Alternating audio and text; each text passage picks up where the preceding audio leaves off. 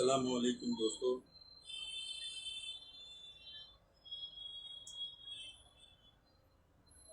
امید ہے آپ لوگ میری آواز صاف طور پر سن رہے ہوں گے۔ نیٹ ورک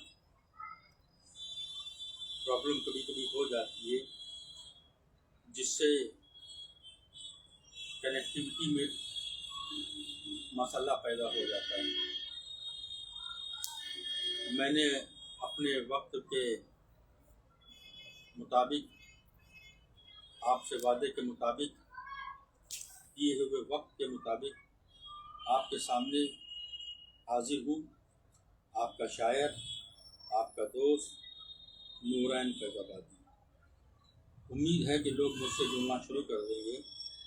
4-5 لوگوں کو میں لائیو دیکھ رہا ہوں، جن کے نام میں لینے میں قاصر ہوں، کیونکہ اسکرین کچھ دور رکھی ہے تو میں اس باعث نام نہیں لے پا رہا ہوں۔ لیکن میری طرف سے آپ سب کو پیار، محبت، دعائیں اور بڑوں سے شفقت لینا چاہتا ہوں۔ دراصل یہ لائیو کا سلسلہ میں نے اس لیے چالو کیا، اس لیے آغاز کیا، تاکہ جو لوگ شاعری کے شائقین ہیں، شعر گوئی کرنا پسند فرماتے ہیں، شعر سننا پسند فرماتے ہیں، مشاعرہ دیکھنا پسند فرماتے ہیں، وہ لوگ اس میرے ادبی پیش سے جڑ سکیں اور مجھے اپنا پیار اور محبت دے کر شعری روایات سے واقف ہو سکیں۔ اس لیے میں آپ کے سامنے لائیو آنے کا یہ سلسلہ چالو کیا ہے۔ پچھلی بار میں نے آپ سے ایک ہفتے کے پہلے، ایک ہفتہ ہو گیا کم سے کم ہم لوگ کو لائیو آئے ہوئے، تو اس وقت جب میں نے صحیح سرسری طور پر لائیو آنے کو سوچا کہ چلو کافی ویڈیو ڈال چکا ہوں، کافی مشاعرے کی کلپ ڈالتا رہتا ہوں، پوسٹ فیس بک پہ اپلوڈ کرتا رہتا ہوں، لیکن کبھی براہ راست آپ سے گفتگو نہیں ہو پائی، آپ کا ری ایکشن سامنے نہیں آیا۔ تو اسی لیے میں نے سوچا کہ لائیو سیشن کیا جائے اور آپ کو اچھی طرح کی معلومات فراہم کی جائیں، شاعری کے متعلق، غزل کے متعلق، اور ادب کے متعلق، مشاعرے کے متعلق۔ تو جو لوگ مجھ سے جڑ چکے ہیں یا جڑ رہے ہیں، ان کا شکریہ، ان کو سلام عرض کرتا ہوں، السلام علیکم، اور یہ لائیو کا سلسلہ چالو کرتے ہیں۔ میں نورین فیضآبادی پچھلے لائیو سے اس لائیو کے درمیان جو میں نے اپنی سرگرمیوں سے جو لوگوں کے رجحان دیکھے، جو انہوں نے مجھے پیار دیا، محبت دی اپنی، اور راہ چلتے ہوئے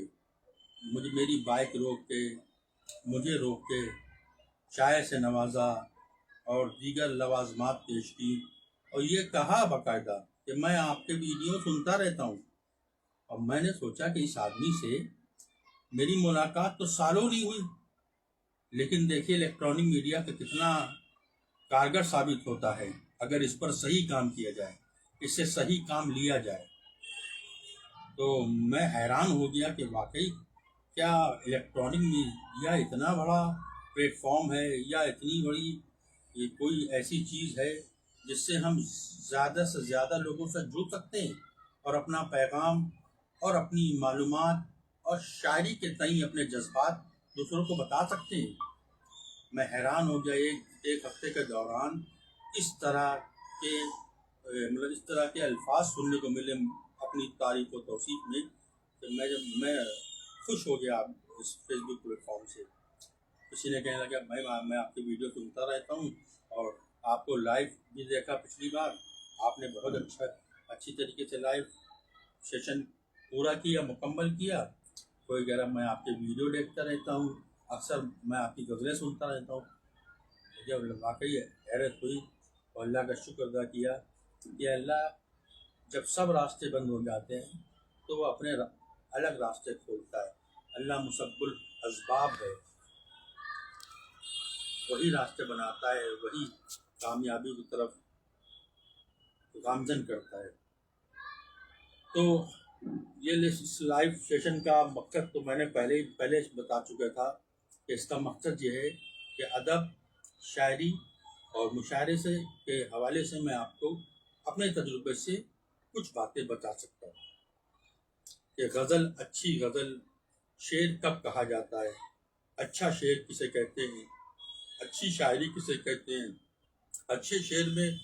कौन कौन से ऐसे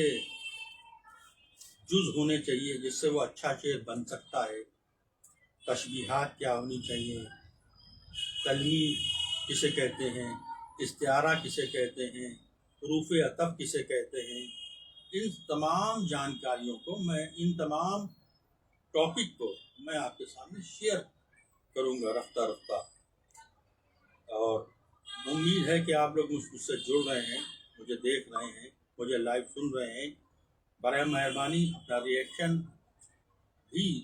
इस लाइव सेशन पर दर्ज कराएं। अगर आपको मैं सही तरीके से मुतासिर या सही तरीके से मेरी बात आपको समझ में आ रही है, या मेरी आवाज़ सुनाई दे रही है, या मेरे अल्फाज गड़बड़ नहीं हो रहे हैं, तो आप मुझे बताएं कि मेरी आवाज़ सही आ रही है कि नहीं आ रही। मैं अपना लाइव सेशन धीरे धीरे बढ़ा रहा हूँ और मुझे नज़र आ रहा है स्क्रीन पर देखते वक्त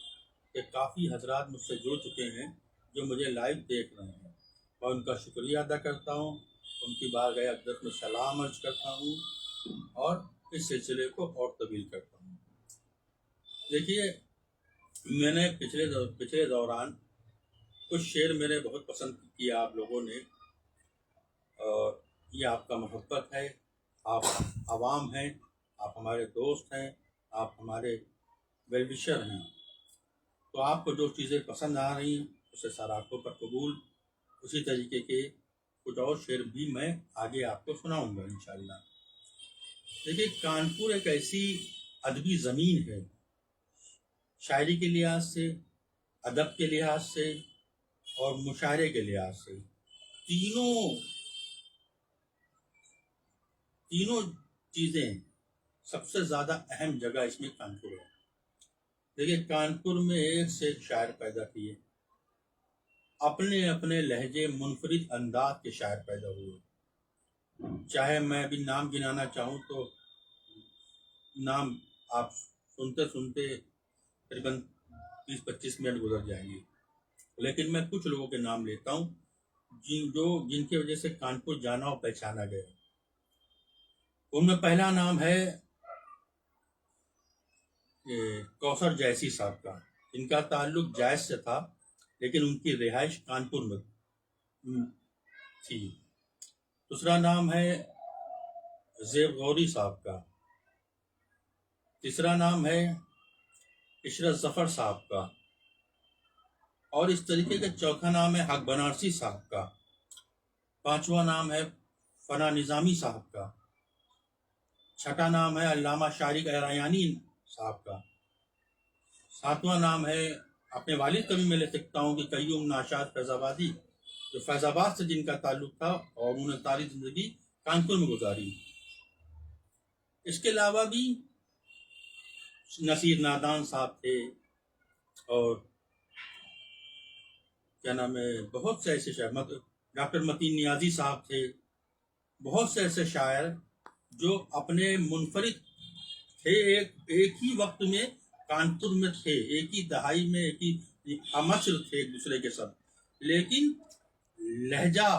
अंदाज, शेर कहने का पैटर्न एक दूसरे से इतना मुख्तलिफ था कि आपको शेर ही बता देगा ये किसका शेर है। चाहे वो डॉक्टर मतीन नियाजी साहब का शेर हो, चाहे ज़ेब गौरी साहब का शेर हो, चाहे मोहम्मद अहमद रम्ज़, नाम मैं लेना भूल गया तो मोहम्मद अहमद रम्ज़ हो, یا زبیر شفائی صاحب ہوں، یہ اپنے اپنے مخصوص لہجے کے شاعر تھے جو ایک ہی وقت پر اس کانپور کی عظیم ادبی سرزمین پر غالب تھے اور حیات تھے، اور اپنی شاعری سے پوری دنیا، ادبی دنیا کو چونکا رکھے تھے۔ اور اسی کانپور میں بہت سے ادبی رسالے نکلتے تھے جو اگر آج دستیاب ہو جائیں تو آپ پوری ان میں کانپور کی ادبی تاریخ آپ دیکھ سکتے ہیں، اس زمانے کے شعراء کو پڑھ سکتے ہیں، اس زمانے کے افسانہ نگاروں کو پڑھ سکتے ہیں، اس زمانے کے تنقید نگاروں کو پڑھ سکتے ہیں۔ کتنے اہم نام تھے جو ہم سے چھوٹ گئے ہیں، یا جو نئی جنریشن جن کو نہیں جانتی۔ تو میں کچھ نام اور رسالوں کے لیتا ہوں، آپ کو معلوم ہوگا کہ کتنے اہم رسالے نکلتے تھے۔ ایک رسالہ، بہت ادبی رسالہ، علامہ شارق ایرایانی صاحب نکالتے تھے، جس کا نام تھا زبان ہند۔ جب آپ اس زبان ہند رسالے کو پڑھیں گے تو آپ کو معلوم ہوگا کہ کتنا اہم رسالہ ہے وہ، چاہے اس میں مضمون دیکھ لیجئے اور غزلیں دیکھ لیجئے اس میں، یا افسانے، ناول یا مضامین، ہر شعبہ حیات اس میں آپ کو درج ملے گا۔ سب اچھے لکھنے پڑھنے والے لوگ اس میں شامل ہیں۔ دوسرا رسالہ جس کے مدیر تھے عشرت ظفر صاحب، وہ رسالہ تھا خرام۔ خرام کانپور سے نکلتا تھا، زبان ہند کانپور سے نکلتا تھا، اور اسی زمانے میں زمانہ نام کا ایک پترکہ، ایک اخبار یہاں سے نکلتا تھا، جسے دیا نارائن نگم صاحب نکالتے تھے۔ یہ سب ادبی رسالے ہیں۔ اس کے علاوہ چندن بھی نکلتا تھا، چندن جدید نکلتا تھا، بہت سے ایسے رسالے نکلتے تھے۔ اگر آپ پڑھنے کے شوقین ہیں اور آپ کانپور کے شعراء کے بارے میں معلومات فراہم کرنا چاہتے ہیں، یا ان کو پڑھنا چاہتے ہیں، ان کی اپنی دلچسپی سے ان کو پڑھنا چاہتے ہیں، چاہے وہ زیب دوری صاحب ہو، چاہے زبیر شفائی صاحب ہو، محمد مرمز ہو، قیوم ناشاد فیض آبادی ہو، حق بنارسی ہو، یہ سارے شاعر آپ کو ان رسالوں میں ملیں گے گاہے بگاہے، آپ اگر پڑھیں گے۔ اور ریختہ جو اتنی بڑی ویب سائٹ ہے کتابوں کی، شاعری کی، ادبی ویب سائٹ، اس پہ آپ کو زبان ہند نام کا رسالہ علامہ شارق ایرایانی نام جب آپ ڈالیں گے، اس پر سرچ کریں گے تو اسی کالم میں نیچے آپ کو زبان ہند نام کا رسالہ مل جائے گا۔ اور جب آپ عشرت ظفر صاحب کے نام ریختہ پر سرچ کریں گے بک پورٹل پہ،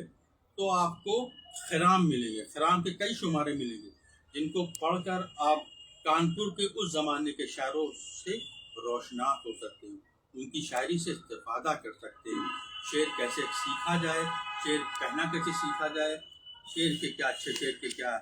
خوبیاں ہوتی ہیں، کیا اوصاف ہوتے ہیں، یہ سب آپ بڑے لوگ ان لوگوں کے شاعروں میں جب ان لوگوں کو پڑھیں گے تب آپ کو معلوم ہوگا کہ اچھی شاعری کسے کہتے ہیں، بہتر سے بہترین طرف شاعری کب جاتی ہے، کس طریقے جاتی ہے۔ اور رہی بات میری، تو میں تو آپ کا دوست ہوں، شاعر ہوں، سیکھ رہا ہوں، سمجھ رہا ہوں، اور جتنا میرے اندر جو میں نے جانا ہے اب تک، کانپور میں میری پیدائش ہوئی، کانپور میرا آبائی وطن ہے، اور فیض آباد میرا والد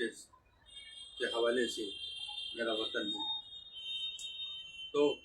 میں پیور کانپور کا رہنے والا ہوں۔ نام کے آگے فیض آبادی میرے لگا ہے کیونکہ میرے والد صاحب فیض آبادی تھے،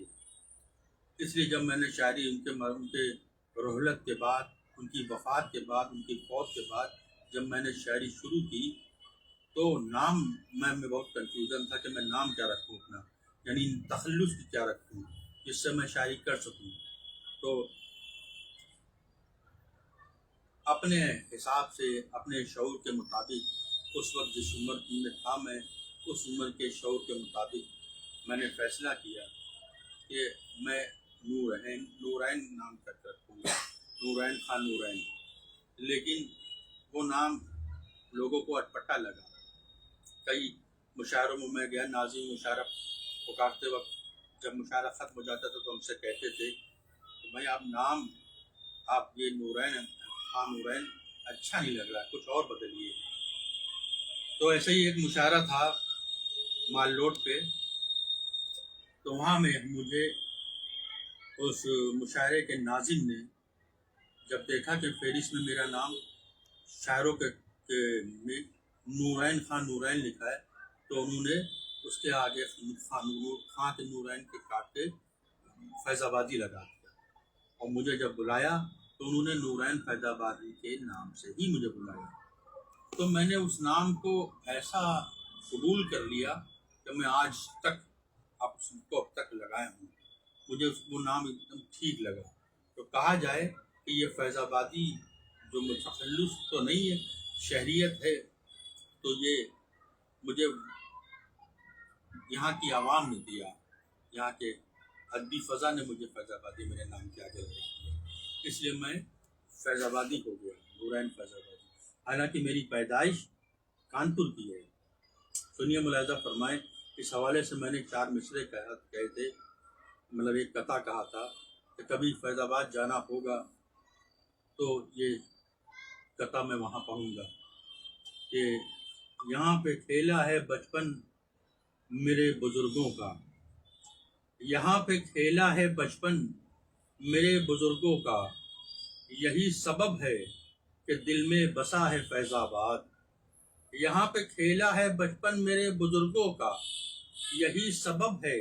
کہ دل میں بسا ہے فیض آباد۔ اب اور کیا کہیں کتنا عزیز ہے نورین، ہمارے نام کے آگے لگا ہے فیض آباد۔ اب اور کیا کہیں کتنا عزیز ہے نورین، ہمارے نام کے آگے لگا ہے فیض آباد۔ یہ تقریباً 10 سال قبل یہ قطع میں نے کہا تھا، جب جیسے ہی مجھے میرے نام کے آگے فیض آبادی لگا ہوتا، اسی دوران میں نے یہ فیض آبادی اپنے نام کے آگے لگایا اور قطع کہا تھا۔ یہ میں نے جو آپ کو ابھی سنایا ہے قطع۔ تو میں دیکھ رہا ہوں کافی حضرات مجھ سے جڑ چکے ہیں، سب کو میں شکریہ ادا کرتا ہوں، سب کا قیامت پہ شکریہ ادا کرتا ہوں، اور بہت سے لوگ دیکھ رہے ہیں، مجھے اپنا پیار محبت لٹا رہے ہیں، کمنٹ میں بھی اچھے اچھے الفاظ سے نواز رہے ہیں۔ میں کچھ شاعری آپ کو سنا دے رہا ہوں، کافی بات چیت ہو گئی ہے، تو مسلسل بات چیت بھی نہیں اچھی لگتی ہے، مجھے معلوم ہے آپ شاعر کے طور پر مجھ سے جڑتے ہیں، تو میں آپ کی خدمت کرنا میرا فرض ہے۔ ملاحظہ فرمائیے کچھ شعر کہ چند باتیں گلاب لگتی ہیں، چند باتیں گلاب لگتی ہیں، چند باتیں گلاب لگتی ہیں، اور باقی عذاب لگتی ہیں، چند یادیں گلاب لگتی ہیں، چند یادیں گلاب لگتی ہیں، اور باقی عذاب لگتی ہیں، وہ نہیں ہے تو اس کی باتیں بھی، وہ نہیں ہے تو اس کی باتیں بھی پھول خوشبو گلاب لگتی ہیں، پھول خوشبو شراب لگتی ہیں، پھول خوشبو شراب لگتی ہیں، پھول خوشبو شراب لگتی ہیں۔ اور یہ بھی دیکھیں قطع کہ لاشعوری شعور لگتا ہے، لاشعوری شعور لگتا ہے، فکر فردا شناس ہو جانا، لاشعوری شعور لگتا ہے، فکر فردا شناس ہو جانا، اور یہ خیال ہنسی کی منزل ہے، ہنستے ہنستے اداس ہو جانا، لاشعوری شعور لگتا ہے، فکر فردا شناس ہو جانا، یہ خیال ہنسی کی منزل ہے، ہنستے ہنستے اداس ہو جانا، ہنستے ہنستے اداس ہو جانا، ہنستے ہنستے اداس ہو جانا۔ اور میرے والد نے پچھلی بار میں نے جب لائیو آیا تھا، آپ کے سامنے لائیو سیشن کیا تھا، تو میں نے بانسری پر ایک شعر آپ کو سنایا تھا، امید ہے آپ کو یاد رہا ہوگا کہ چمن جل گیا ہے مگر شاخ دل پر محبت کی کوپل ہری رہ گئی ہے، چمن جل گیا ہے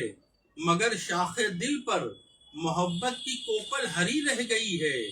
کسی جانے والے مسافر کی بنسی کنویں کے جگت پہ دھری رہ گئی ہے، کسی جانے والے مسافر کی بنسی کنویں کے جگت پہ دھری رہ گئی ہے، کنویں کے جگت پہ دھری رہ گئی ہے۔ آج میں ایک اور بانسری پہ نیا شعر آپ کو سناتا ہوں جو میرے والد قیوم ناشاد فیض آبادی کا ہے۔ انہوں نے بانسری جیسے مضمون پر بہت سے شعر کہے ہیں۔ ملاحظہ فرمائے کہ شعر کے ساتھ میں آپ سے معذرت چاہتا ہوں کہ میں کچھ مصروفیت ہیں، شادیوں کا چل رہا ہے، سیزن ہے، مجھے بھی کہیں جانا ہے، تو میں وقت نکال کر وعدے کے مطابق 10 بجے حاضر ہو گیا تھا۔ شعر ملاحظہ فرمائے بانسری پر کہ مہکتی ہوئی مسکراتی فضا میں، مہکتی ہوئی مسکراتی فضا میں کسی بے نشاں کا نشان دے رہی ہے، مہکتی ہوئی مسکراتی فضا میں کسی بے نشاں کا نشان دے رہی ہے، مؤذن کے ہمراہ صحن حرم میں میری بانسری بھی اذاں دے رہی ہے، مؤذن کے ہمراہ صحن حرم میں میری بانسری بھی اذاں دے رہی ہے۔ یہ قیوم ناشاد فیض آبادی جو میرے والد ہیں، ان کا بانسری پہ اچھا شعر تھا جو مجھے پسند تھا، تو میں نے چاہا کہ آپ کو یہ شعر سنایا جائے، کیونکہ آپ کا بھی تعلق ادب سے ہے، شاعری سے ہے، مشاعرے سے ہے، اس لیے آپ مجھ سے جڑتے ہیں، مجھے اپنا پیار، اپنی محبت سے نوازتے ہیں، اور انشاءاللہ پھر کسی دن میں آپ سے لائیو آؤں گا، اور لائیو آنے سے پہلے